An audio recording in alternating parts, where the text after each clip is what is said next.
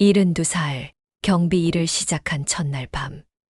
나는 이상한 창문 하나를 발견했습니다. 매일 밤 같은 시간 똑같이 켜지는 불빛. 그리고 창가에 놓인 낡은 라디오 하나. 이상했어요. 그걸 볼 때마다 가슴이 조여왔거든요. 어디서 본 것 같은데 기억나지 않는 기억이 자꾸 떠올랐죠. 그러던 어느 비 오는 밤 라디오에서 한 여자의 떨리는 목소리가 들려왔습니다. 혹시 20살 때 잃어버린 제 아들을. 그 순간 50년 동안 묻어뒀던 이름이 저도 모르게 입 밖으로 나왔어요. 미자. 그날부터 제 인생이 송두리째 흔들리기 시작했습니다. 72살에 처음으로 경비복을 입었어요. 거울 앞에 선 내 모습이 낯설더라고요. 평생 양복 입고 출근하던 사람이 이제는 이런 옷을 입고 있다니. 퇴직금은 병원비로 다 나갔고 국민연금만으로는 한 달을 버티기가 힘들었죠. 아내가 먼저 떠난 뒤로 텅 빈 집에서 혼자 지내는 게 더 무서웠어요. 그래서 야간 경비를 지원했어요. 밤에라도 어딘가에 있고 싶었거든요. 첫 출근 날 아파트 단지 정문을 들어서는데 가슴이 철렁 내려앉았어요. 고급 아파트라는 건 알았지만 이렇게까지 크고 화려할 줄은 몰랐죠. 로비 바닥은 대리석이었고 천장엔 샹들리에가 달려 있었어요. 40년 동안 회사 다니면서 이런 곳에 살아보는 게 꿈이었는데 결국 경비원으로 들어오게 됐네요. 씁쓸한 기분이 목구멍까지 차올랐지만 꾹 눌러 삼켰어요. 최만수 씨 맞죠? 여기 서명하시고요. 관리소장은 서류를 건네며 빨리빨리 설명했어요. 순찰 시간, 엘리베이터 점검, CCTV 확인 방법까지. 머리가 지끈거렸지만 고개만 끄덕였죠. 요즘 젊은 사람들은 말이 참 빨라요. 밤 10시 천디아간 순찰을 시작했어요. 단지 안은 생각보다 조용했어요. 가끔 개 짖는 소리, 멀리서 들리는 차 소리, 그리고 바람에 흔들리는 나무십 소리뿐이었죠. 손전등을 켜고 천천히 걸으며 각 동을 둘러봤어요. 101동, 102동, 103동.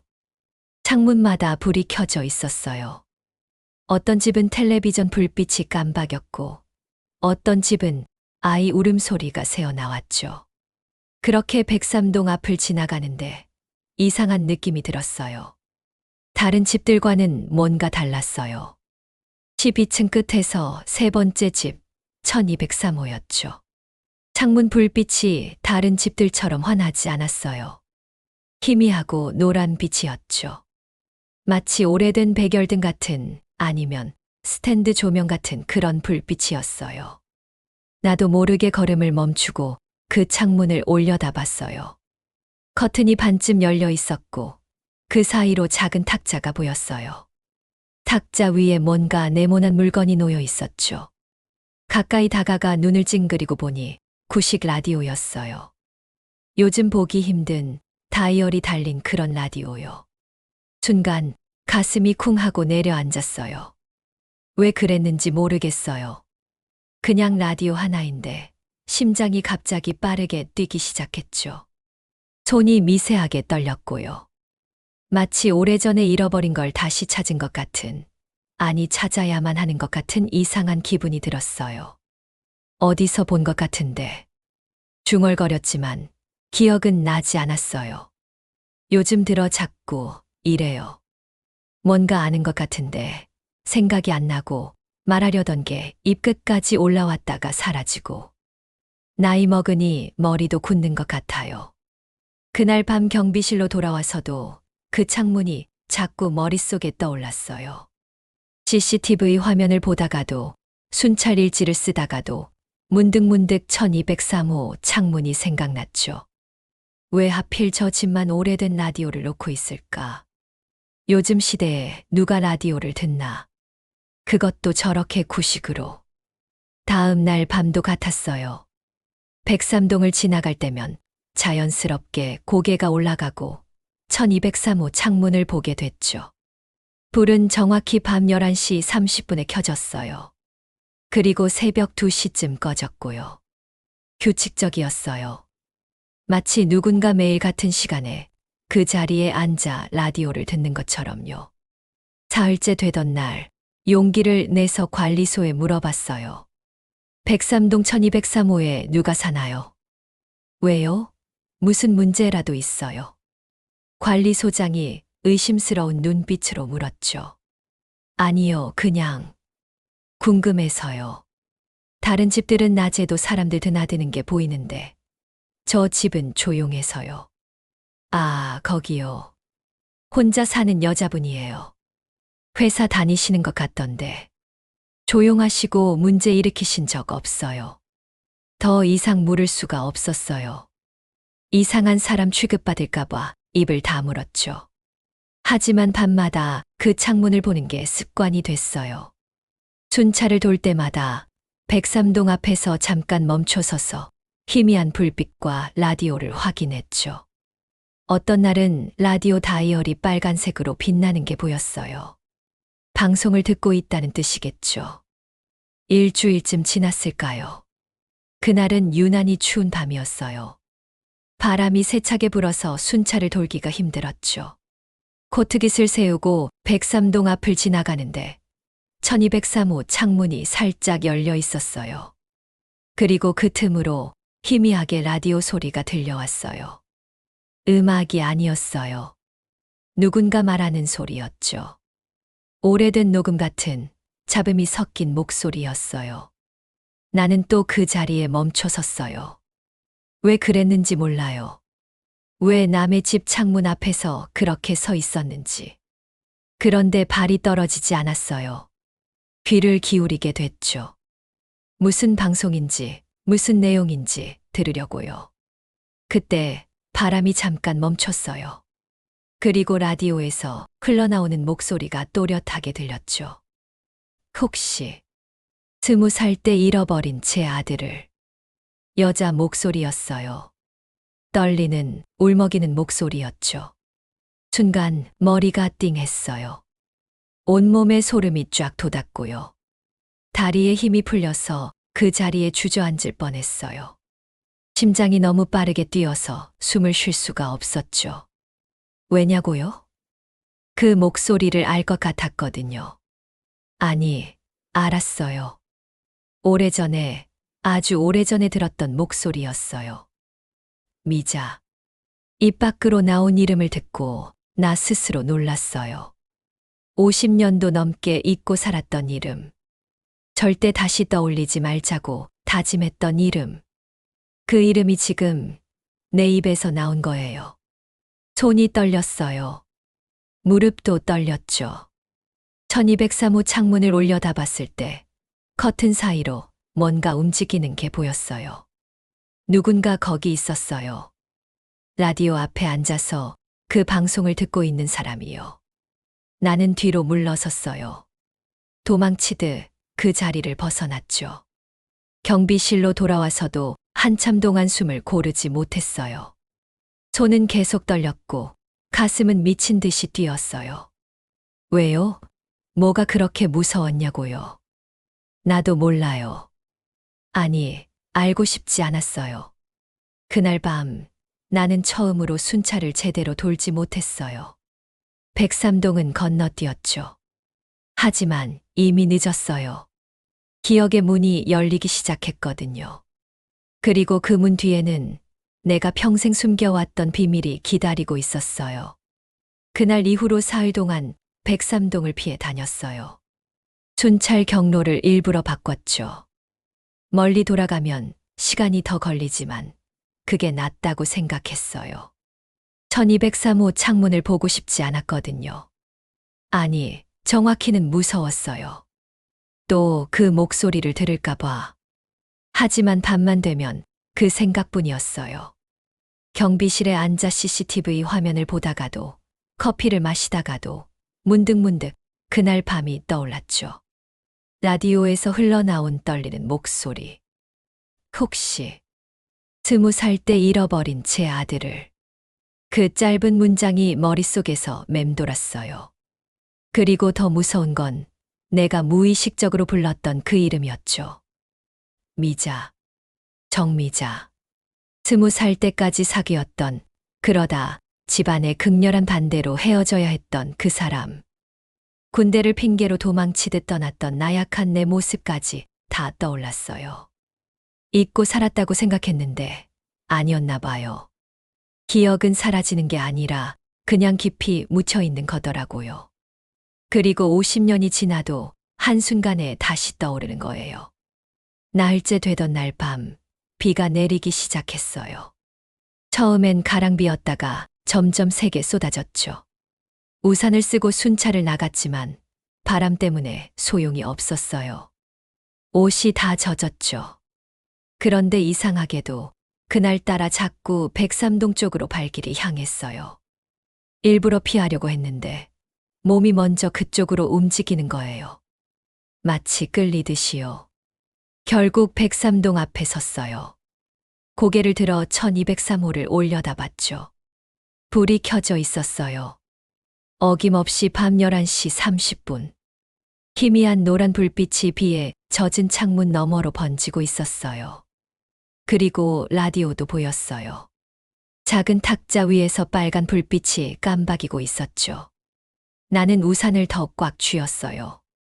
그냥 가려고 했어요. 정말로요.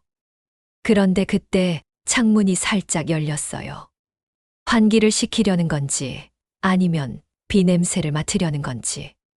창문 틈으로 빗소리와 함께 라디오 소리가 흘러나왔어요. 이번엔 더 또렷했어요. 심야 사연함입니다. 오늘도 많은 사연이 왔는데요. 이 사연 하나만 읽어드릴게요. DJ의 부드러운 목소리였어요. 아마 재방송이었겠죠. 오래된 녹음 특유의 잡음이 섞여 있었거든요. 강원도에서 보내주신 정미자님의 사연입니다. 심장이 멎는 줄 알았어요. 정미자. 그 이름을 다시 듣는 순간 다리에 힘이 쭉 빠졌어요.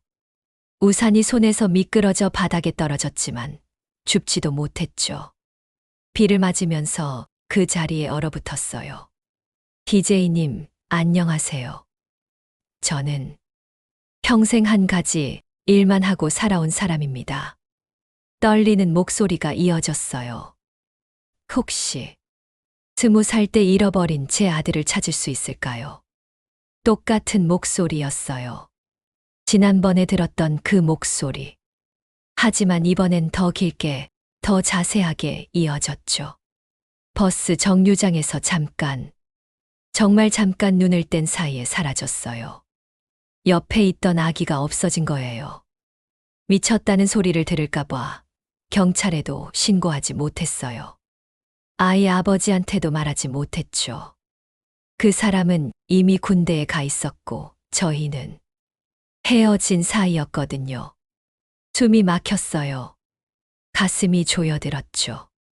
그때부터 지금까지 52회를 그 아이만 찾았어요. 시장에서 국밥집 하면서 매일 아침 식당 문 열 때마다 기도했어요. 오늘은 혹시 우리 아기가 찾아오지 않을까 하고요. 목소리가 울먹였어요.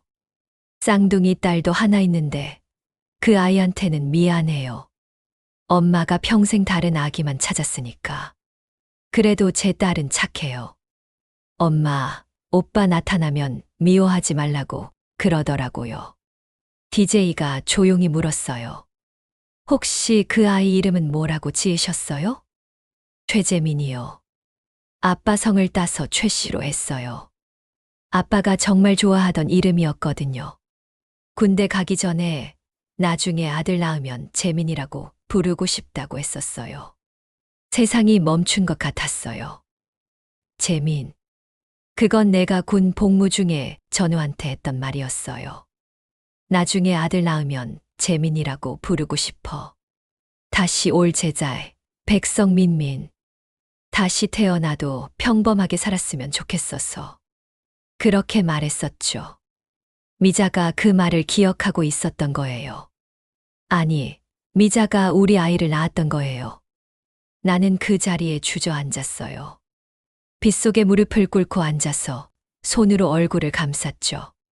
숨을 쉴 수가 없었어요. 머리가 하얗게 변했어요. 라디오에서는 미자의 목소리가 계속 흘러나왔어요. 이제 제가 살 날도 얼마 안 남았어요. 병원에서는 2년 정도라고 하더라고요. 그 전에 그 아이 얼굴 한 번만 보고 싶어요. 살아있는지라도 알고 싶어요. 그리고 잠깐의 정적 뒤에 미자가 노래를 부르기 시작했어요. 자장가였어요. 자장자장 우리 아기, 잘도 잔다, 우리 아기. 목소리가 떨렸어요. 울면서 부르는 것 같았죠. 엄마 품에 안겨서 새근새근 잠들어라. 나는 알았어요. 그 자장가를요. 미자가 임신했을 때 내가 배에 대고 불러줬던 노래였어요.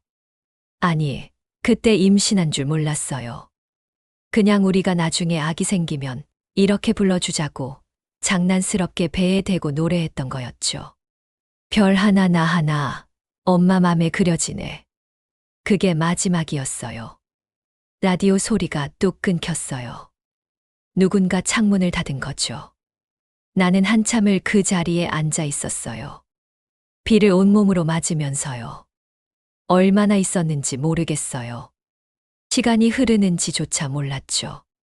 그때 누군가 다가오는 발소리가 들렸어요. 어르신, 괜찮으세요? 고개를 들자 한 여자가 우산을 받쳐 들고 서 있었어요. 50살쯤 됐을까요? 짧게 자른 머리에 피곤해 보이는 얼굴이었죠. 비 맞고 계시면 안 돼요. 감기 걸려요. 여자가 자기 우산으로 나를 가려주며 말했어요. 저, 괜찮습니다. 겨우 목소리를 짜냈어요. 경비 아저씨시죠? 처음 뵙는 것 같은데. 새로 오셨어요? 네. 한 일주일 됐습니다.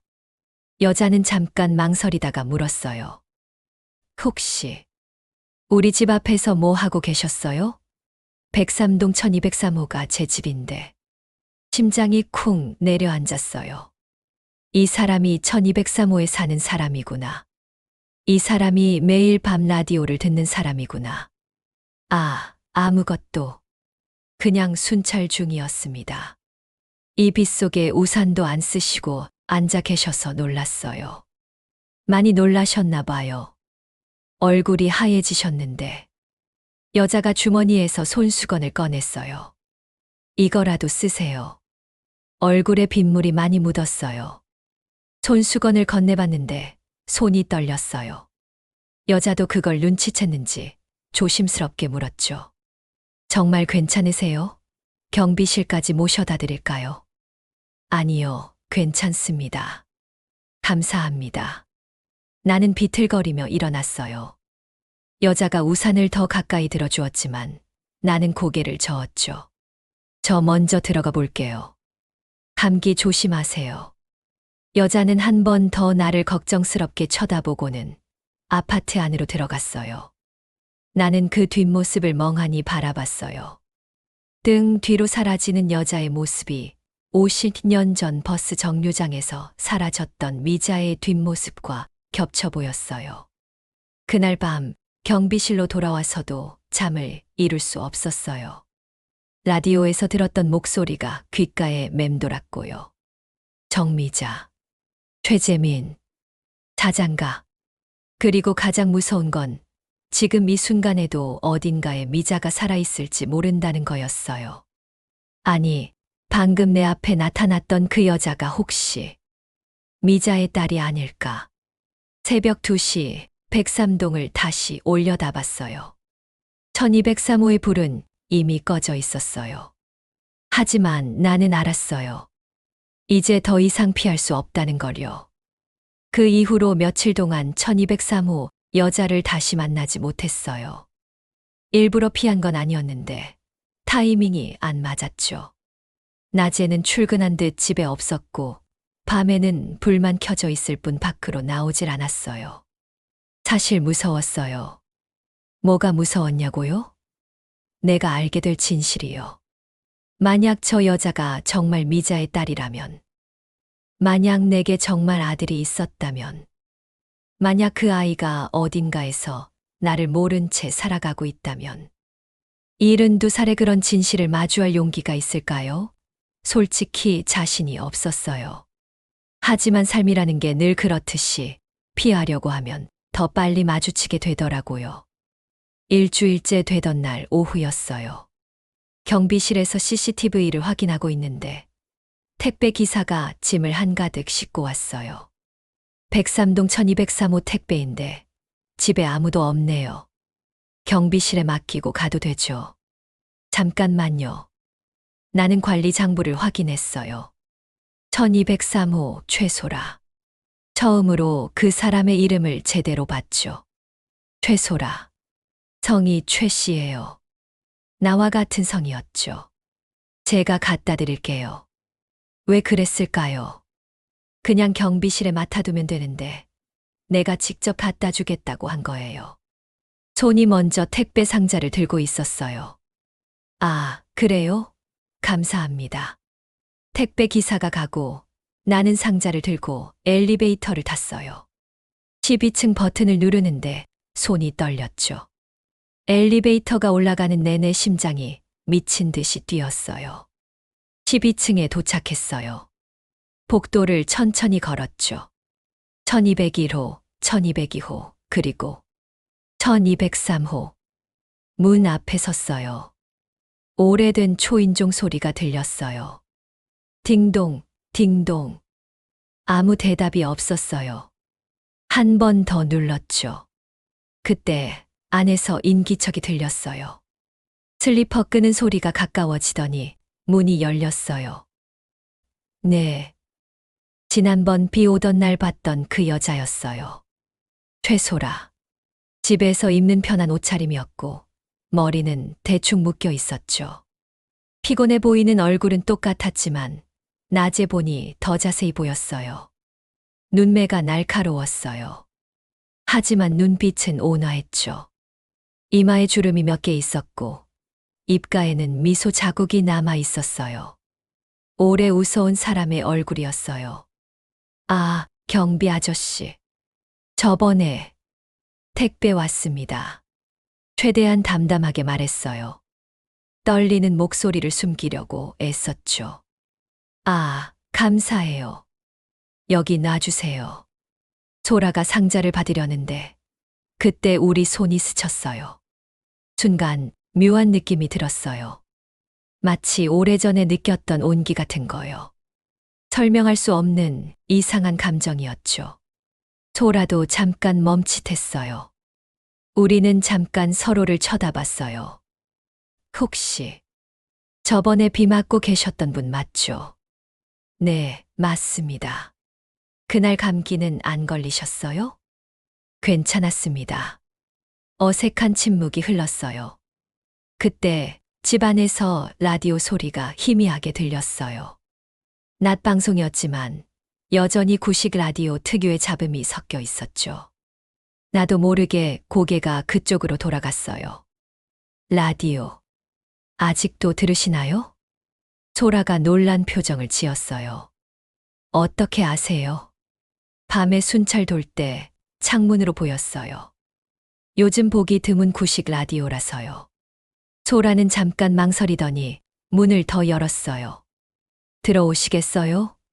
물이라도 한 잔 드릴게요. 아니, 괜찮습니다. 근무 중이라서요. 잠깐만요. 그날 빗속에서 한참 계셨잖아요. 제가 신경 쓰였어요. 소라의 말에 나는 거절할 수가 없었어요. 결국 조심스럽게 현관을 넘어 집 안으로 들어갔죠. 집은 생각보다 휑했어요. 거실에는 큰 책상이 하나 있었고 그 위에 서류가 산더미처럼 쌓여 있었어요.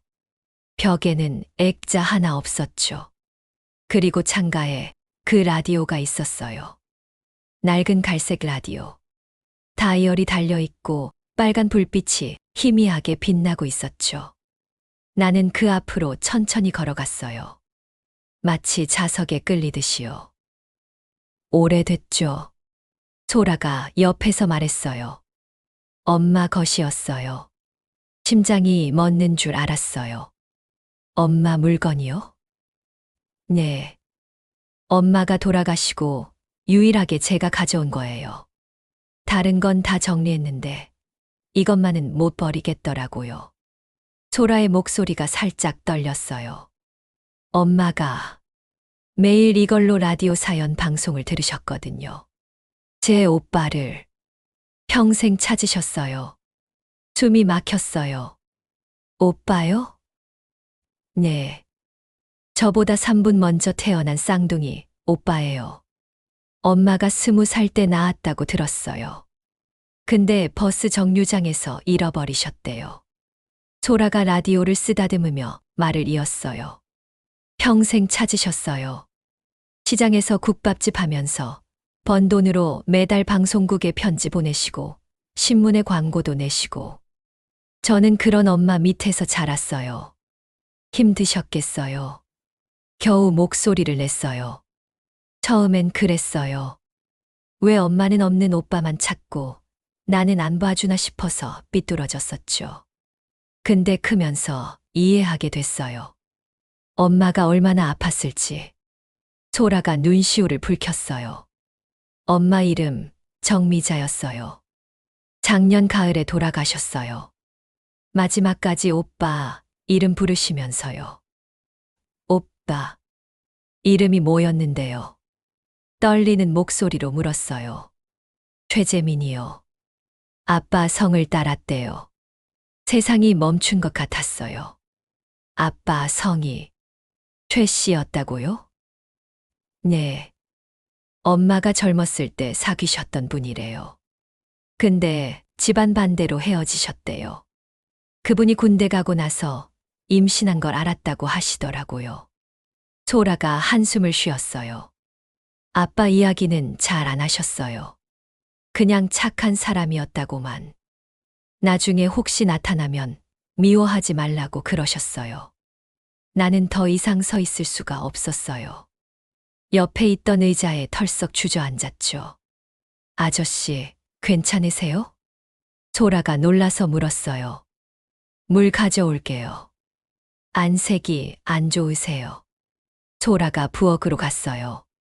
나는 그 틈에 라디오를 봤어요. 손을 뻗어 라디오를 만졌죠. 차가운 금속 표면이 손끝에 느껴졌어요. 그때 이상한 일이 일어났어요. 라디오에서 갑자기 소리가 나왔어요. 잡음 섞인 소리였죠. 정미자 님의 사연입니다. DJ의 목소리가 흘러나왔어요. 나는 손을 떼지 못했어요. 저는 평생 한 가지 일만 하고 살아온 사람입니다. 미자의 목소리였어요. 최재민, 우리 아기, 어디 있니?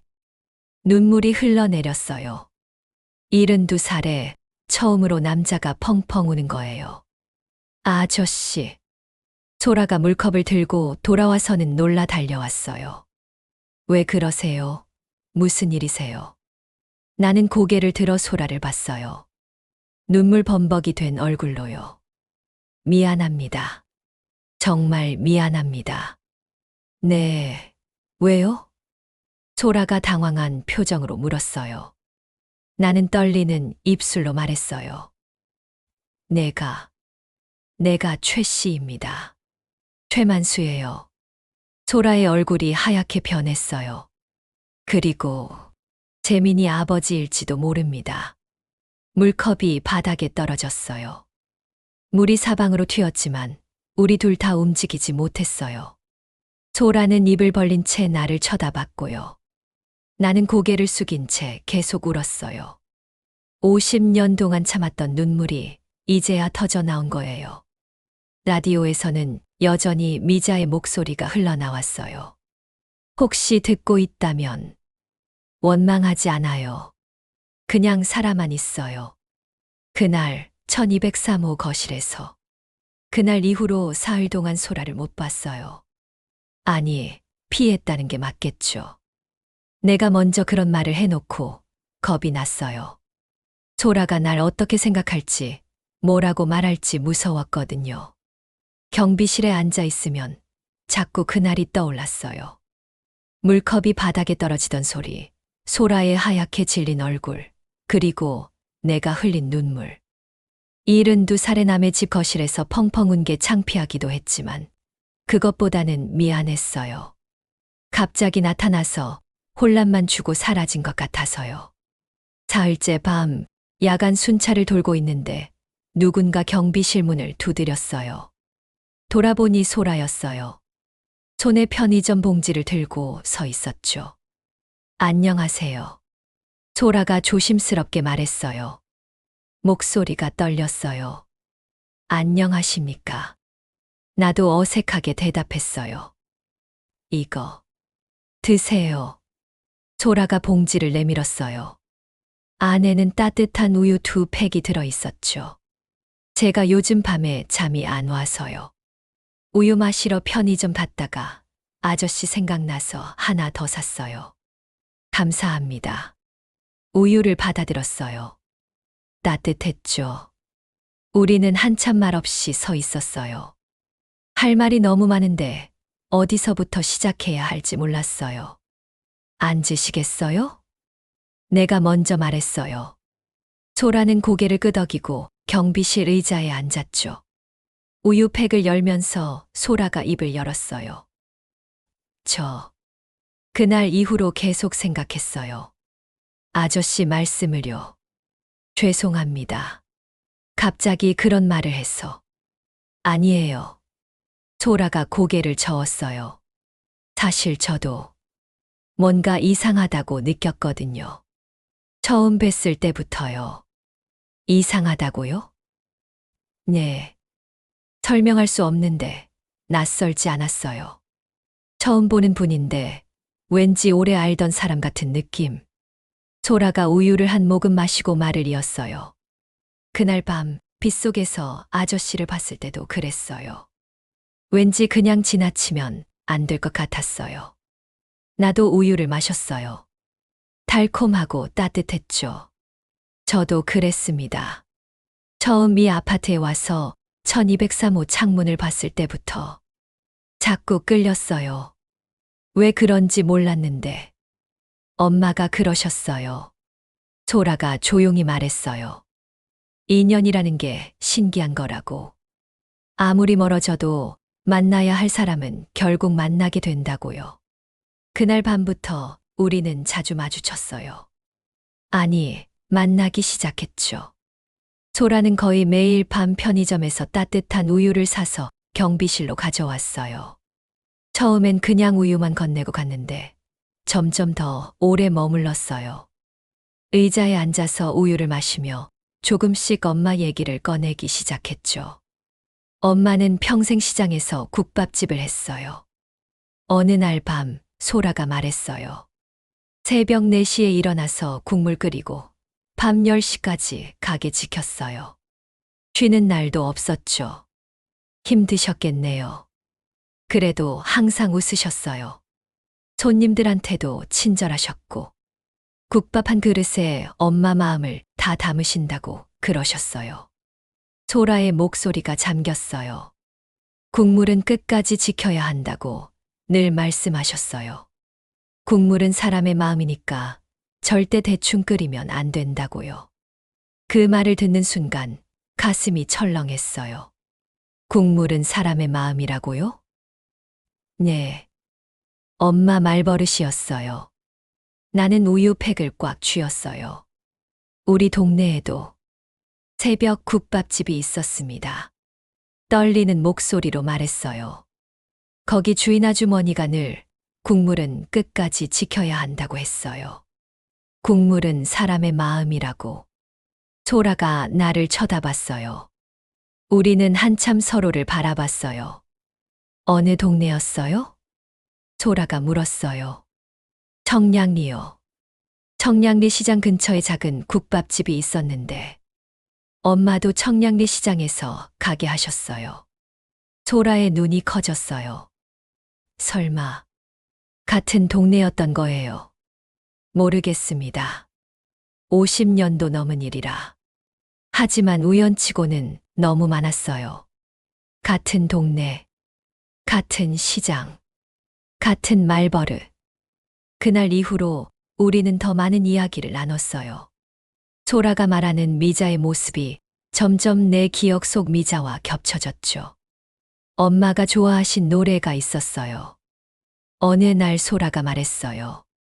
동백 아가씨요. 라디오에서 그 노래 나오면 꼭 따라 부르셨어요. 심장이 쿵했어요. 저도 그 노래 좋아했습니다. 젊었을 때 자주 불렀죠. 정말요? 소라가 놀란 표정을 지었어요. 엄마가 그러셨어요. 그 노래를 처음 들려준 사람이 있다고. 함께 걸으면서 불러줬대요. 나는 기억했어요. 미자와 처음 데이트하던 날, 청계천을 걸으면서 동백 아가씨를 불러줬던 거요. 미자가 웃으면서 따라 불렀죠. 혹시 엄마가 좋아하신 음식도 있었나요? 조심스럽게 물었어요. 단팥죽이요. 겨울만 되면 꼭 만들어 드셨어요. 달달하게요. 팥을 직접 삶아서요? 네, 어떻게 아세요? 저도 단팥죽을 좋아했습니다. 특히 팥을 직접 삶아서 만든 거요. 소라는 숨을 멈췄어요. 너무 많아요. 소라가 떨리는 목소리로 말했어요. 우연이라고 하기엔 너무 많아요. 나도 그렇게 생각했어요. 같은 동네, 같은 시장, 같은 노래, 같은 음식, 같은 말버릇. 이게 다 우연일 수 있을까요? 엄마가 늘 하시던 말이 또 있어요. 소라가 눈물을 닦으며 말했어요. 사람은 죽어서 별이 된다고요. 밤하늘 보면서 엄마, 오빠 찾았어. 하고 물어보라고 그러셨어요. 별이요? 네. 엄마는 밤마다 별을 봤어요. 혹시 하늘에서 오빠가 엄마를 보고 있을까 봐요. 나는 고개를 들어 창밖을 봤어요. 밤하늘에 별이 총총히 빛나고 있었죠. 저도 군대 있을 때 별을 자주 봤습니다. 천천히 말했어요. 특히 보초 설 때요. 밤하늘 보면서 어디선가 누군가 나를 보고 있을 것 같았어요. 소라가 울먹였어요. 아저씨. 말씀하세요. 아저씨가 정말 엄마가 기다리던 그 사람일까요? 나는 대답할 수 없었어요. 확신할 수 없었거든요. 하지만 마음 한구석에서는 알고 있었어요. 너무 많은 조각이 맞아떨어지고 있다는 걸요. 저도 모르겠습니다. 솔직하게 말했어요. 하지만 하나는 확실해요. 만약 제가 그 사람이라면 평생 미안하게 살았다는 거요. 소라는 고개를 숙였어요. 그날 밤 소라가 돌아간 뒤 나는 경비실 창밖으로 1203호를 올려다봤어요.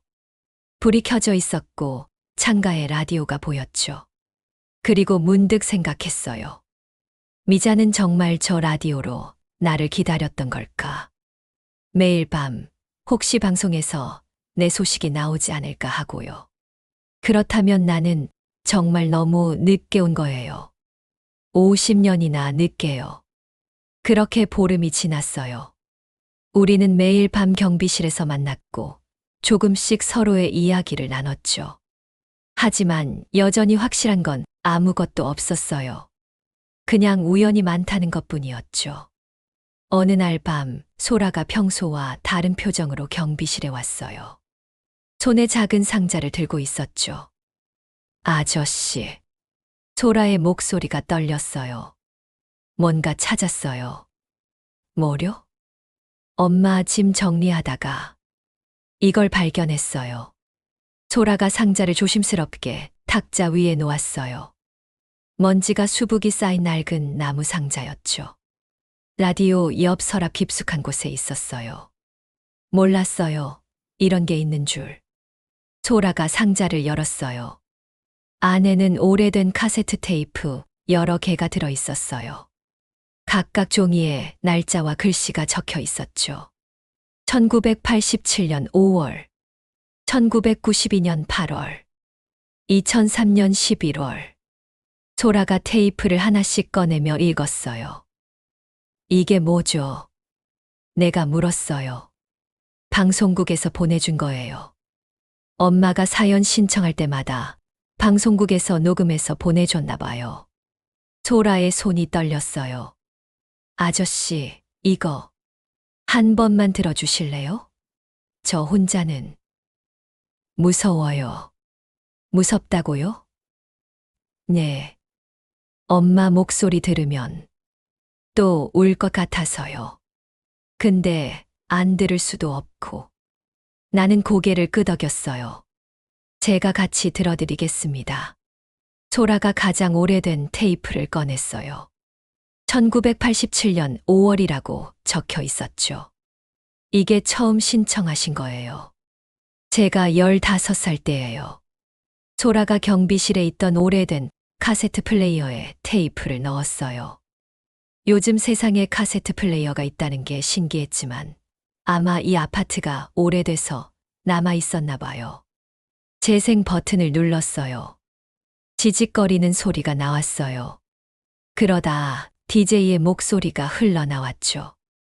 오늘 첫 번째 사연은 강원도에서 보내주신 정미자님의 사연입니다. 심장이 빨라졌어요. 안녕하세요. 저는 정미자라고 합니다. 젊은 목소리였어요. 30살쯤 됐을까요? 떨리고 있었지만 지금 들었던 것보다는 힘이 있었죠. 저는 지금 딸 하나를 키우고 있습니다. 혼자서요. 시장에서 작은 국밥집을 하면서요. 숨소리가 들렸어요. 그런데 제게는 다른 아이가 하나 더 있었어요. 아니, 있습니다. 살아있다고 믿어요. 목소리가 울먹였어요. 20살 때 낳은 아들이에요.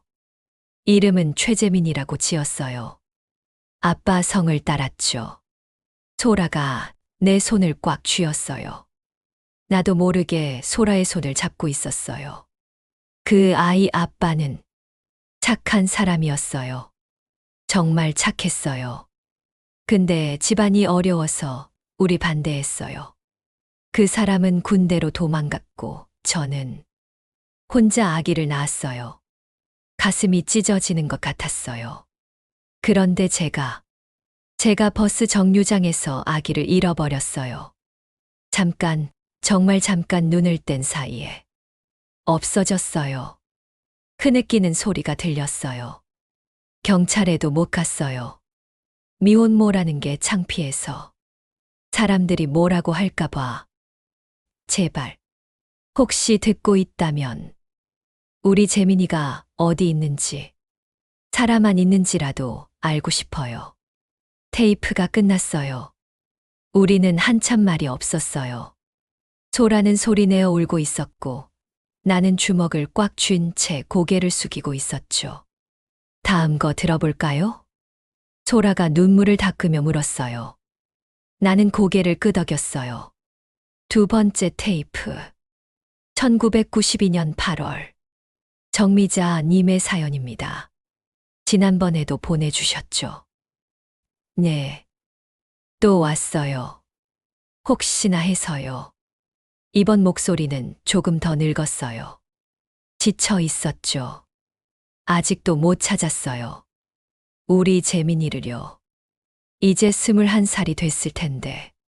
어떤 아이였을 것 같으세요? DJ가 물었어요. 키가 컸을 거예요. 아빠를 닮았다면요. 아빠가 키가 크고 어깨가 넓었거든요. 그리고 웃을 때 눈이 초승달 모양이었을 거예요. 우리 딸이 그렇거든요. 소라가 나를 쳐다봤어요. 나는 웃을 때 눈이 초승달 모양이 돼요. 평생 그렇게 들었죠. 세 번째 테이프. 2003년 11월. 또 왔습니다. 정미자예요. 목소리에 힘이 없었어요. 많이 늙은 것 같았죠. 우리 재민이 이제 31살이에요. 결혼도 했을까요? 아이도 낳았을까요? 한숨 소리가 들렸어요. 저는 요즘 몸이 안 좋아요. 병원 다니고 있어요. 얼마 못 산다고 하더라고요. 정미자님, DJ의 목소리도 떨렸어요. 그래도 괜찮아요. 사람만 있으면 돼요. 제가 못 찾아도 우리 딸이라도 있으니까. 딸한테 부탁했어요. 오빠 나타나면 미워하지 말라고요. 테이프는 계속됐어요. 2008년, 2012년, 2018년. 해마다 보내온 사연들이었어요. 목소리는 점점 더 늙어갔고 점점 더 약해졌죠. 마지막 테이프. 2024년 가을. 정미자님, 오랜만이시네요. 네, 오래간만이에요. 이제 정말 마지막일 것 같아서요. 목소리가 거의 속삭임에 가까웠어요. 우리 재민이 이제 52살이에요. 나이가 벌써 그렇게 됐네요. 기침 소리가 들렸어요. 저는 이제 못 찾을 것 같아요. 몸이 너무 아팠어. 병원에서 나가지도 못해요. 정미자님, 그래도 후회는 안 해요. 평생 우리 아기 생각하며 살았으니까요. 그것만으로도 행복했어요. 침묵이 흘렀어요. 혹시 들고 계시다면 미자의 목소리가 다시 들렸어요. 원망하지 않아요. 엄마가 못나서 지켜주지 못해서 미안해요. 그냥 건강하게 살아요. 사랑하는 사람 만나서 따뜻하게 살아요. 그리고 아빠한테도 전하고 싶어요. 최 씨, 당신도 원망 안 해요.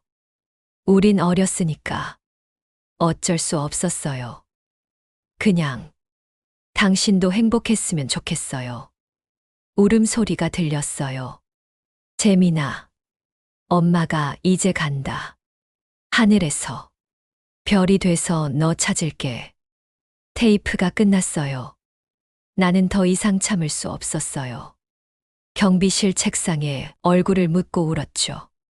50년 동안 쌓아온 후회가, 미안함이, 그리움이 한꺼번에 터져 나왔어요. 미자야, 미안해. 정말 미안해. 소라도 함께 울었어요. 엄마. 우리는 한참을 그렇게 울었어요. 얼마나 시간이 지났을까요?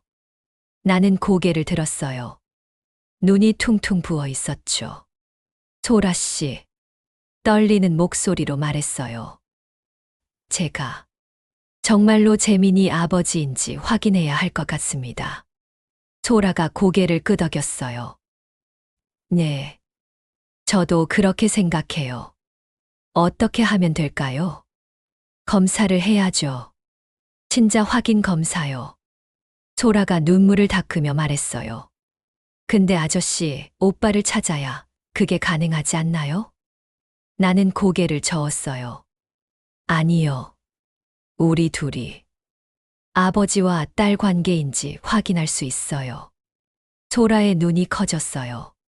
아버지와 딸이요? 네. 만약 제가 재민이 아버지라면 소라 씨는 제 딸이기도 하니까요. 소라는 한참 나를 쳐다봤어요. 그럼 아저씨가 제 아버지일 수도 있다는 거예요? 그럴 수도 있죠. 우리는 또 침묵했어요. 내일 병원 가볼까요? 소라가 조심스럽게 물었어요. 네. 그러죠. 그날 밤 나는 집으로 돌아가지 못했어요. 경비실에 앉아서 새벽까지 테이프를 다시 들었죠. 미자의 목소리를 들으면서 50년 전 그날로 돌아갔어요. 버스 정류장에서 미자를 떠나보냈던 그날. 군대 잘 다녀와요. 건강하게요. 미자가 웃으며 손을 흔들었어요. 나 제대하면 다시 만나자. 그게 마지막이었어요. 다시는 만나지 못했죠. 아니, 만나려고 하지 않았어요. 겁이 났었거든요. 가난한 내가 미자를 행복하게 해줄 수 없을 것 같아서요. 그런데 그 사이에 미자는 혼자 아기를 낳았고, 잃어버렸고, 평생을 찾으며 살았던 거예요. 나 때문에요. 전부 나 때문이었어요. 미자야, 미안해. 정말 미안해. 새벽 공기 속으로 나의 사과가 사라졌어요. 너무 늦은 사과였죠. 다음 날 아침 소라가 경비실로 왔어요. 나는 밤새 한숨도 못 자고 그대로 앉아 있었죠. 아저씨, 준비됐어요? 네.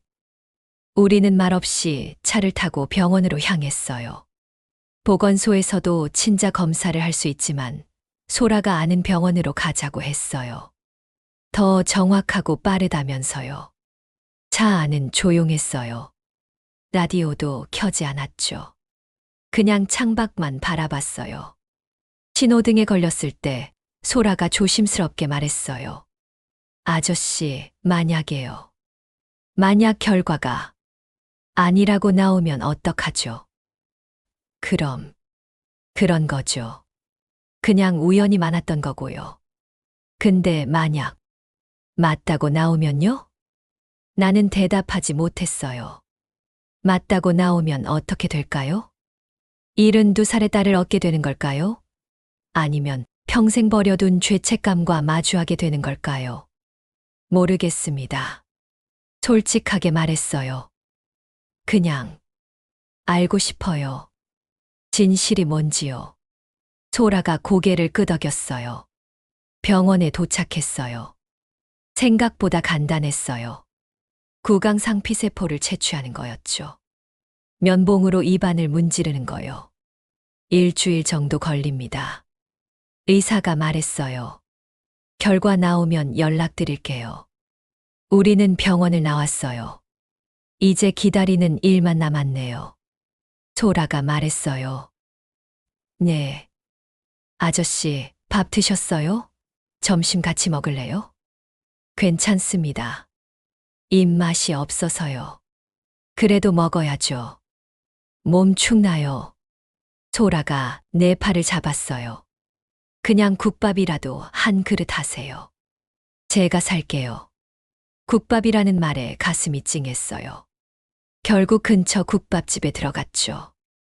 소라가 돼지국밥 2그릇을 시켰어요. 주인 아주머니가 김이 모락모락 나는 국밥을 내왔고요. 많이 드세요. 소라가 젓가락과 숟가락을 건넸어요. 나는 국물을 한 숟가락 떴어요. 뜨겁고 진했죠. 목구멍으로 넘어가는데 왠지 눈물이 날 것 같았어요. 맛있죠? 네. 맛있습니다. 엄마 국밥 생각나요. 엄마는 고기를 더 많이 넣어주셨거든요. 손님들이 행복해했으면 좋겠다고요. 소라가 국밥을 먹으며 말했어요. 저도 어릴 때부터 엄마 국밥 먹고 자랐어요. 학교 갔다 오면 늘 국밥이 있었죠. 겨울이든 여름이든요. 좋은 추억이네요. 네. 그래서 지금도 국밥만 먹으면 엄마 생각나요. 우리는 말없이 국밥을 먹었어요. 그런데 이상했어요. 처음 보는 사람과 밥을 먹는 건데 전혀 어색하지 않았어요. 마치 오래전부터 함께 밥을 먹던 사이처럼 편안했죠.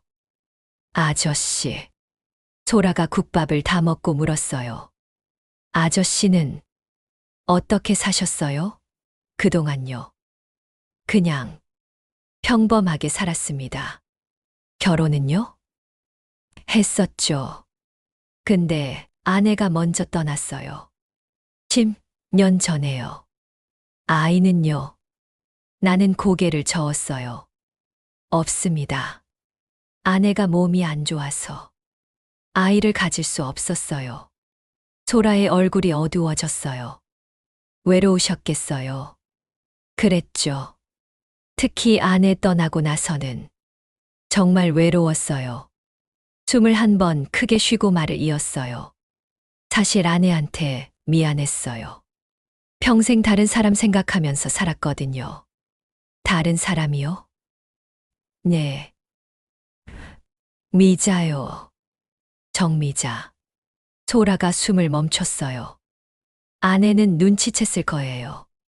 내가 진심으로 사랑하지 않는다는 걸요. 그래도 평생 참아줬어요. 착한 사람이었죠. 미안해하지 마세요. 소라가 조용히 말했어요. 엄마도 그러셨어요. 사람 마음은 어쩔 수 없는 거라고요. 우리는 국밥집을 나왔어요. 아저씨, 저 오늘 회사 안 가려고요. 소라가 말했어요. 같이 있고 싶어서요. 괜찮으세요? 제가 안 괜찮을 게 뭐 있습니까? 그럼 공원이나 갈까요? 날씨 좋은데. 우리는 근처 공원으로 갔어요.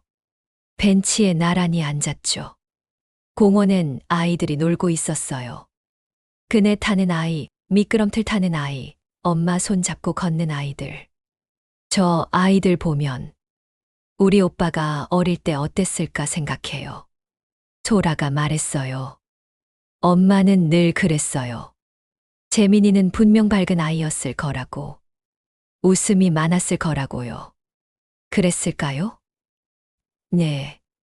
엄마가 그렇게 믿고 싶어 하셨으니까요. 소라가 하늘을 올려다봤어요. 엄마는 항상 하늘을 보셨어요. 특히 맑은 날에요. 혹시 저 위에서 오빠가 보고 있지 않을까 하고요. 나도 하늘을 올려다봤어요. 파란 하늘에 구름이 천천히 흘러가고 있었죠. 소라 씨. 네. 제가 만약 정말로 아버지라면요. 떨리는 목소리로 말했어요. 용서받을 수 있을까요? 소라가 나를 돌아봤어요. 뭐려? 평생 몰랐다는 게 용서받을 수 있을까요? 아저씨. 소라가 내 손을 잡았어요. 엄마가 그러셨어요. 재민이 아빠를 원망하지 않는다고요. 그 사람도 어렵고 어쩔 수 없었다고요. 하지만 엄마는 행복하셨어요. 평생 오빠를 생각하며 사셨지만 그게 불행은 아니었어요. 오빠를 사랑하는 게 엄마한테는 삶의 이유였거든요. 소라의 눈에 눈물이 고였어요. 그러니까 아저씨도 자책하지 마세요. 이미 다 지나간 일이에요. 우리는 한참을 그렇게 앉아 있었어요. 해가 기울기 시작했어요. 집에 가실래요? 소라가 물었어요. 아니요. 저 오늘 야간 근무예요. 그럼 제가 저녁 사드릴게요. 좀 이따가요. 괜찮습니다. 아니에요. 아저씨 오늘 하루 종일 저랑 같이 있어 주셨잖아요. 제가 고마워서요. 소라가 웃었어요. 그 미소를 보는 순간 이상한 느낌이 들었어요. 미자도 이렇게 웃었어요. 눈이 초승달 모양으로 구부러지면서요. 그날 저녁 소라는 경비실로 도시락을 가져왔어요. 직접 만든 김밥이었죠. 예쁘게는 못 만들었어요. 그래도 먹어주세요. 감사합니다. 김밥을 한 입 베어 물었어요. 단무지가 아삭하고 계란이 부드러웠죠. 맛있습니다. 정말요? 네. 정말요. 소라가 환하게 웃었어요. 우리는 함께 김밥을 먹으며 또 이야기를 나눴어요. 별거 아닌 이야기들이었죠. 날씨 이야기, 아파트 이야기, 요즘 세상 이야기. 그런데 그게 좋았어요. 오랜만에 누군가와 이렇게 편하게 이야기하는 게요. 아저씨, 저 이제 올라갈게요. 밤이 깊어지자 소라가 일어났어요. 오늘 고마웠어요. 제가 더 고맙죠. 내일 또 와도 돼요? 그러세요. 소라가 문을 나서다가 돌아섰어요. 아저씨. 네.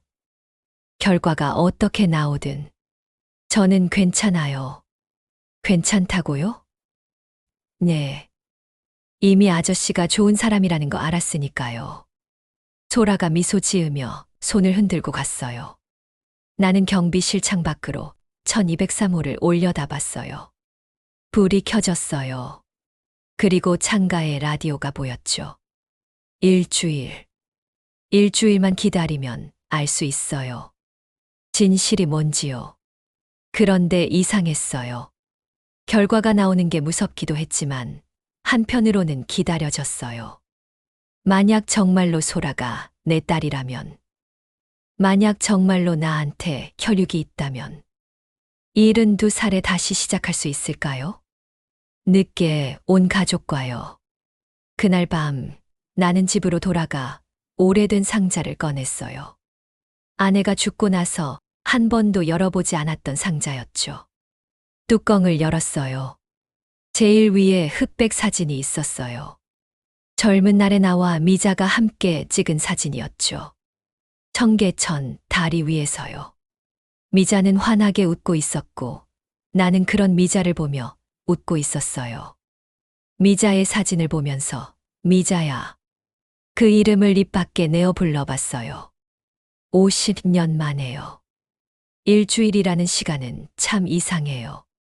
어떤 때는 순식간에 지나가는데 어떤 때는 1년처럼 길게 느껴지죠. 검사 결과를 기다리는 그 일주일은 내 인생에서 가장 긴 일주일이었어요. 매일 밤 소라가 경비실로 왔어요. 따뜻한 우유를 들고요. 우린 함께 앉아 우유를 마시며 이야기를 나눴죠. 때로는 한두 시간씩요. 아저씨, 오늘 꿈 꿨어요. 셋째 날 밤 소라가 말했어요. 어떤 꿈이요? 엄마가 나왔어요. 젊었을 때 모습으로요. 소라가 우유를 한 모금 마시고 말을 이었어요. 엄마가 웃으면서 그러더라고요. 이제 괜찮다고. 다 찾았다고요. 다 찾았다고요? 네. 무슨 의미인지는 모르겠지만 엄마가 참 행복해 보였어요. 나는 아무 말 하지 못했어요. 목이 메었거든요. 아저씨도 꿈 꾸세요? 요즘은 자주 꿉니다. 어떤 꿈이요? 버스 정류장 꿈이요. 계속 같은 꿈만 꿔요. 손가락으로 종이컵을 만지작거리며 말했어요. 비 오는 날이에요. 버스 정류장에 미자가 서 있고 저는 버스를 타려고 해요. 근데 미자가 뭔가 말하려고 하는데 버스 문이 닫혀요. 그 다음엔요? 버스가 떠나요. 그리고 뒤돌아보면 미자가 사라져 있어요. 그때 깨죠. 소라가 내 손을 꽉 쥐었어요. 이제 그 꿈 안 꿀 거예요. 어떻게 알아요? 모르긴 해도 그냥 그런 느낌이 들어요. 넷째 날 소라가 낡은 앨범을 가져왔어요. 아저씨, 이거 보여드리고 싶었어요. 앨범을 펼쳤어요. 흑백 사진들이 빼곡하게 붙어 있었죠. 이게 엄마예요. 20살 때요. 소라가 한 장을 가리켰어요. 젊은 미자였어요. 짧은 머리에 하얀 블라우스를 입고 있었죠. 수줍게 웃고 있었어요. 가슴이 찢어질 것 같았어요. 예뻐요. 겨우 말했어요. 네. 엄마 예뻤어요. 사진으로만 봐도요. 소라가 다음 페이지를 넘겼어요. 이건 제가 태어났을 때예요. 미자가 갓난아기를 안고 있는 사진이었어요. 피곤해 보였지만 행복해 보였죠. 혼자 낳으셨대요. 병원도 혼자 가셨고요. 고생하셨겠네요. 네. 근데 후회는 안 하셨대요. 저라도 있어서 다행이라고 그러셨어요. 다음 장에는 조금 더 큰 소라와 미자가 함께 찍은 사진이 있었어요. 국밥집 앞에서요. 이게 엄마 가게예요. 미자네 국밥이었어요. 아직도 있나요? 아니요. 엄마 돌아가시고 정리했어요. 건물주가 다른 가게 넣었어요. 소라가 한숨을 쉬었어요. 가끔 생각나요. 엄마 국밥 냄새요. 새벽부터 끓여서 집까지 그 냄새가 배어 있었거든요. 또 한 장의 사진을 꺼냈어요. 제가 봐도 될까요? 네, 당연하죠. 사진을 손에 들었어요. 자세히 봤어요. 셔츠 무늬, 시계줄, 그리고 팔에 희미하게 보이는 점. 나는 왼팔 팔꿈치 근처에 점이 하나 있어요. 어렸을 때부터 있던 거죠. 사진 속 팔에도 똑같은 위치에 점이 있었어요. 이게 말이 나오지 않았어요. 아저씨. 소라가 놀라서 내 어깨를 잡았어요. 나는 사진을 내려놓고 소매를 걷었어요. 왼팔 팔꿈치 근처를 소라에게 보여줬죠. 이 점, 보이죠? 네. 사진 속에도 똑같은 점이 있어요. 소라가 사진을 집어들었어요. 자세히 봤죠. 그리고 숨을 크게 들이마셨어요. 정말 똑같아요. 소라의 손이 떨렸어요. 그럼 이 사진 속 사람이 저일 거예요. 나는 고개를 숙였어요. 우리는 한참 말이 없었어요. 검사 결과가 나오기도 전에 이미 답은 나와 있었어요. 아저씨.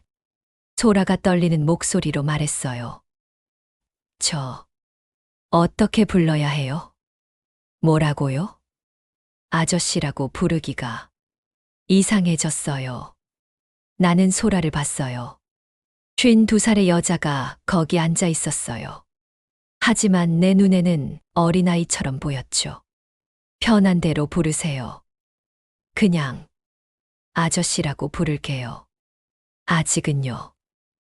네. 그날 밤 소라가 돌아간 뒤 나는 그 사진을 한참 들여다봤어요. 사진 속 내 모습을요. 미자는 이 사진을 평생 간직했어요. 왜 버리지 않았을까요? 아니, 왜 버릴 수 없었을까요? 5째 날 소라가 또 뭔가를 가져왔어요. 아저씨, 이것도 있었어요. 작은 편지 봉투였어요. 노란색으로 발에 있었죠. 엄마가 쓰신 편지예요. 저한테 남기신 거요. 제가 읽어도 될까요? 그러세요. 소라가 편지를 펼쳤어요. 떨리는 목소리로 읽기 시작했죠. 사랑하는 소라에게. 엄마가 이 편지를 쓸 때 너는 옆에서 자고 있구나. 엄마는 곧 떠날 거야. 미안하다. 소라의 목소리가 잠겼어요. 울지 말고 들어줘. 엄마는 평생 내 오빠를 찾았어. 미안해. 너만 보지 못해서. 근데 엄마는 후회하지 않아. 사랑하는 사람들을 생각하며 산 인생이었으니까. 숨을 고르고 소라가 계속 읽었어요. 혹시 내 오빠를 만나게 되면 엄마가 평생 사랑했다고 전해줘. 그리고 오빠 아빠를 만나면 원망하지 말라고 해줘. 그 사람도 어쩔 수 없었어. 우린 너무 어렸고 세상이 우리 갈라놓았어. 소라가 눈물을 닦았어요. 소라야, 엄마는 행복했어. 너 낳아서, 키워서 참 행복했어. 그리고 평생 사랑을 간직하며 살아서 외롭지 않았어. 마지막으로, 혹시 재민이 아빠를 만나게 되면 이것만 전해줘. 미자는 끝까지 당신을 사랑했다고. 그리고 다음 생에는 꼭 만나자고. 편지가 끝났어요. 소라는 소리 내어 울었고요. 나는 그냥 고개를 떨구고 있었어요. 눈물이 바닥에 똑똑 떨어졌죠. 미자야. 겨우 이름을 불렀어요. 나도 끝까지 당신을 사랑했어. 그날 밤 우리는 한참을 그렇게 울었어요. 검사 결과를 기다릴 필요도 없었어요. 이미 우리는 알고 있었으니까요. 피보다 먼저 마음이 알고 있었으니까요. 며칠 뒤 병원에서 전화가 왔어요. 검사 결과 나왔습니다. 나는 소라를 불렀고 우리는 함께 병원으로 갔어요. 의사가 봉투를 건넸어요. 확인하시겠습니까? 나와 소라는 서로를 쳐다봤어요. 같이 볼까요? 소라가 물었어요. 네. 봉투를 열었어요. 서류가 나왔죠. 제일 위에 큰 글씨로 적혀 있었어요. 친자 관계 있음. 99.99% 일치. 소라가 그 자리에 주저앉으며 울었어요. 나도 함께 무릎을 꿇고 앉았죠. 아버지. 소라가 처음으로 그렇게 불렀어요. 아버지. 나는 소라를 꼭 안았어요. 52살 딸으려. 50년 만에 만난 딸으려. 미안하다. 정말. 미안하다. 아니에요. 괜찮아요. 우리는 한참을 그렇게 울었어요. 병원 복도에서요. 72살 아버지와 52살 딸이요. 너무 늦게 만난 가족이요. 검사 결과를 확인한 그날부터 모든 게 달라졌어요. 아니, 정확히는 같은데 의미가 달라졌다고 해야 할까요? 아침 드셨어요? 소라가 경비실로 출근길에 들렀어요. 손에 도시락을 들고요. 아직이요. 이거 드세요. 오늘 아침 일찍 일어나서 만들었어요. 도시락을 열자김이 모락모락 올라왔어요. 계란말이, 김치, 그리고 따뜻한 밥이 담겨 있었죠. 고맙습니다. 아버지. 소라가 웃으며 말했어요. 이제 고맙다는 말 하지 마세요. 가족인데요. 가족. 그 단어가 가슴을 따뜻하게 만들었어요. 출근 늦는 거 아니에요. 괜찮아요. 오늘 좀 늦게 들어가도 돼요. 소라가 옆에 앉았어요. 아버지, 이번 주말에 시간 있으세요? 주말이요? 토요일은 비번이에요. 그럼 같이 어디 갈래요? 어디로요? 엄마 산소요. 아버지 보여드리고 싶어요. 가슴이 철렁했어요. 미자의 산소라니. 가야죠. 당연히요. 그 주 토요일 우리는 함께 차를 타고 강원도로 향했어요. 소라가 운전했죠. 멀지 않아요. 2시간 정도만 가면 돼요. 차창 밖으로 풍경이 빠르게 지나갔어요. 고속도로를 달리다가 국도로 들어섰죠. 점점 산이 많아지고 공기가 맑아졌어요. 엄마가 고향이 여기예요. 평생 서울에서 사셨지만 돌아가시고 나서 고향에 모셨어요. 그랬군요. 엄마가 늘 그러셨거든요. 죽으면 고향산에 묻어달라고요. 그래야 재민이가 찾아올 수 있을 것 같다고요. 목이 메었어요. 산길을 한참 올라가니 작은 공동묘지가 나왔어요. 소라가 차를 세웠죠. 여기에요. 우리는 차에서 내려 걸었어요. 소라가 가방에서 막걸리 한 병과 국밥 도시락을 꺼냈어요. 엄마가 좋아하시던 거예요. 소라의 손을 잡고 좁은 길을 올라갔어요. 그리고 한 묘 앞에 섰죠. 정미자 지묘. 비석에 그렇게 적혀 있었어요. 나는 그 자리에 섰어요. 한참을요. 아버지, 앉으세요. 소라가 돗자리를 펴고 국밥과 막걸리를 차렸어요. 그리고 조용히 절을 했죠. 나도 무릎을 꿇고 앉아서 묘 앞에 절을 했어요. 이마가 땅에 닿았어요. 미자야. 목소리가 떨렸어요. 나 왔어. 너무 늦게 왔지? 눈물이 흘렀어요. 미안해. 평생 미안하다는 말만 하게 될 줄 알았어. 근데 고맙기도 해. 고개를 들고 비석을 봤어요. 우리 소라를 이렇게 훌륭하게 키워줘서 고마워. 혼자 다 하느라 힘들었지.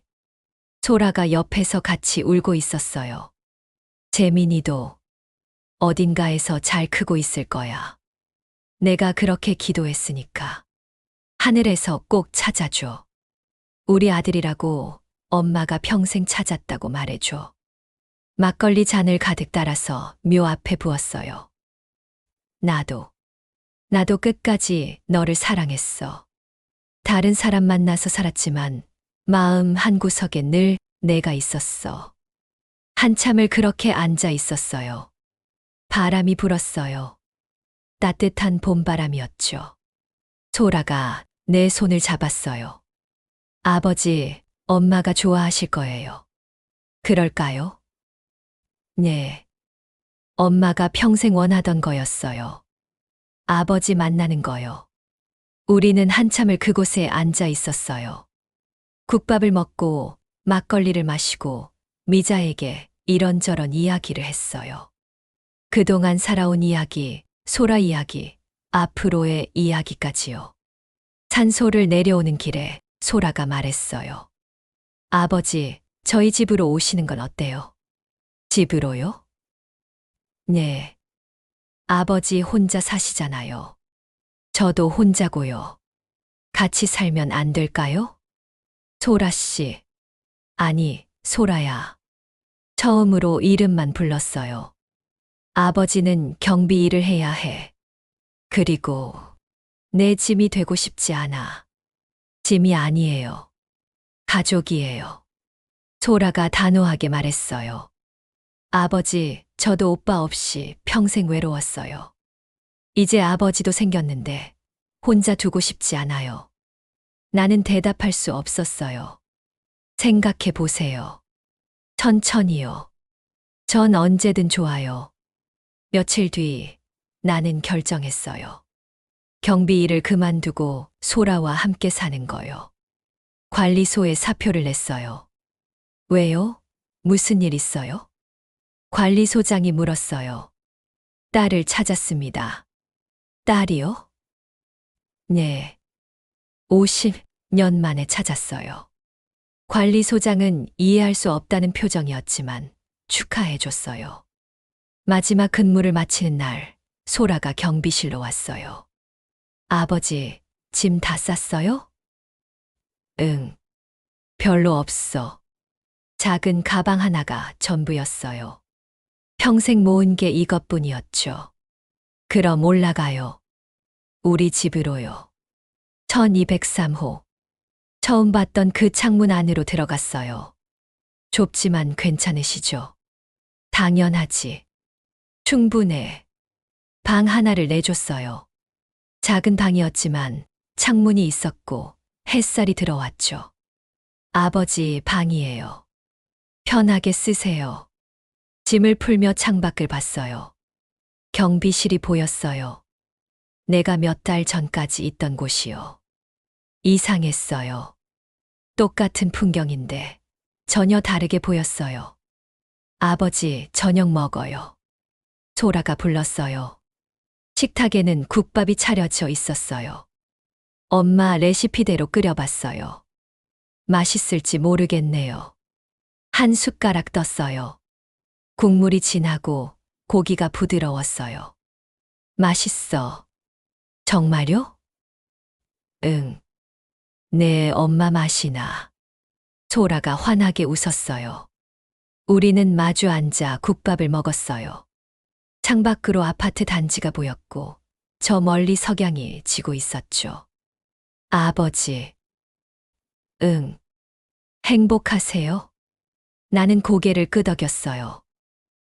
응. 행복해. 72살에 처음으로 느껴보는 행복이었어요. 그날 밤 소라는 라디오를 켰어요. 낡은 그 라디오에서 음악이 흘러나왔죠. 이 라디오 계속 켜둘 거야? 네. 엄마 분신이니까요. 소라가 라디오를 쓰다듬으며 말했어요. 그리고 이 라디오가 우릴 만나게 해줬잖아요. 맞아요. 이 라디오가 없었다면 우리는 영영 모르고 살았을 거예요. 고마워, 미자야. 중얼거렸어요. 라디오에서는 DJ의 목소리가 흘러나왔어요. 오늘도 누군가의 잃어버린 인연이 다시 이어지기를 바라면서 나와 소라는 서로를 쳐다보고 웃었어요. 우리의 인연이 이어진 것처럼요. 그로부터 몇 달이 지났어요. 나는 소라와 함께 평범한 일상을 살았어요. 아침에 일어나면 소라가 아침을 차려놨고 같이 먹었어요. 소라가 출근하면 나는 집안일을 했어요. 설거지하고 청소하고 빨래하고요. 저녁에 소라가 돌아오면 함께 저녁을 먹고 TV를 보거나 이야기를 나눴죠. 주말이면 같이 장을 보러 가거나 공원을 산책했어요. 평범한 일상이었어요. 하지만 내게는 기적 같은 일상이었죠. 아버지, 오늘 날씨 좋네요. 어느 봄날 소라가 말했어요. 산책할까요? 좋지. 우리는 아파트 뒤편 공원으로 갔어요. 벚꽃이 만개해 있었어요. 바람이 불 때마다 꽃이 피 눈처럼 흩날렸죠. 예쁘다. 소라가 감탄했어요. 응, 예뻐. 벤치에 나란히 앉았어요. 아버지. 응. 지나온 세월 후회 안 하세요. 나는 고개를 저었어요. 후회는 해. 미자를 놓친 것도. 한숨을 쉬었어요. 근데 지금은 이 순간이 고마워. 너를 만난 것도. 저도요, 아버지. 소라가 내 팔을 꼭 껴안았어요. 저도 아버지 만나서 정말 행복해요. 우리는 한참을 그렇게 앉아 있었어요. 벚꽃 아래서요. 아버지, 혹시 오빠 찾을 수 있을까요? 소라가 조심스럽게 물었어요. 모르겠어. 50년도 넘었는데. 그래도 찾고 싶어요. 엄마가 그렇게 평생 찾으셨는데. 그래. 찾아보자. 우리 둘이서. 소라가 환하게 웃었어요. 그날 이후로 우리는 재민이를 찾기 시작했어요. 실종 아동 찾기 센터에 연락하고 DNA를 등록하고 SNS에도 글을 올렸어요. 쉽지 않았어요. 50년이라는 시간은 너무 길었고 단서는 너무 적었죠. 하지만 포기하지 않았어요. 미자가 평생 포기하지 않았던 것처럼요. 아버지, 오늘도 연락 없네요. 어느 날 저녁 소라가 아쉬워했어요. 괜찮아. 천천히 찾으면 돼. 언젠가 찾을 수 있을까요? 모르지. 근데 찾는 과정 자체가 의미 있는 것 같아. 내 엄마처럼. 소라가 고개를 끄덕였어요. 그날 밤 나는 창밖을 내다봤어요. 아파트 단지의 불이 하나둘 켜지고 있었죠. 103동 1203호. 내가 처음 이 창문을 봤던 그날이 떠올랐어요. 밤마다 불이 켜지던 창문. 라디오가 놓여있던 창가. 그리고 그 안에 숨겨진 이야기들. 미자야. 중얼거렸어요. 우리 소라 잘 키워줘서 고마워. 이제 내가 잘 볼게. 끝까지. 바람이 불었어요. 창문으로 따뜻한 봄바람이 들어왔죠. 마치 미자가 대답하는 것 같았어요. 고마워. 당신을 만나서. 그날 밤 라디오에서는 자장가가 흘러나왔어요. 자장자장 우리 아기. 미자가 평생 불렀던 그 노래였죠. 소라와 나는 거실에 나란히 앉아서 들었어요. 별 하나, 나 하나. 노래가 끝나고 소라가 말했어요. 아버지, 사랑해요. 72살에 처음 듣는 말이었어요. 나도 사랑한다. 우리 딸. 창밖으로 별이 빛나고 있었어요. 미자가 된 별도 있었고, 재민이를 지켜보는 별도 있었죠. 그리고 이제 나와 소라를 지켜보는 별도 있었어요. 늦게 만난 가족. 하지만 진짜 가족이에요. 봄은 늦게 와도 봄이니까요. 우리의 봄도 늦게 왔지만 따뜻했어요. 그리고 앞으로도 계속될 거예요. 남은 시간 동안요. 함께요.